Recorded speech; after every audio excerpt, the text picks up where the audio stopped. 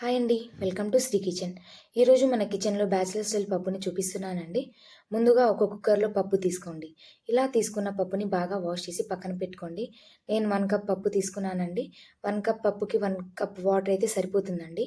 ఇప్పుడు ఇందులోకి ఒక ఆనియన్, 2 టొమాటోస్, ఇంకా పచ్చిమిర్చి తీసుకొని బాగా కట్ చేసుకొని పక్కన పెట్టుకోండి. ఇప్పుడు కట్ చేసుకున్న ఆనియన్స్, టొమాటోస్, పచ్చిమిర్చి అన్నీ కుక్కర్‌లో వేసేయాలండి. మనం బ్యాచిలర్ స్టైల్ చేస్తున్నాం కాబట్టి చింతపండు అవి ఏం అవసరం లేకుండా జస్ట్ ఇలా సింపుల్‌గా చేసుకోవచ్చండి.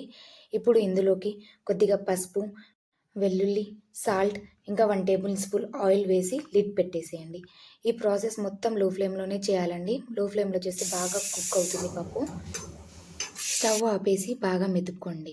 ఇప్పుడు తాలింపు కోసం ఒక ప్యాన్ తీసుకొని అందులో ఆయిల్ పోసి జీలకర్ర, ఆవాలు, కరివేపాకు, ఎండుమిర్చి అలాగే కొద్దిగా ఇంగువ వేసి పప్పులోకి వేసుకోండి.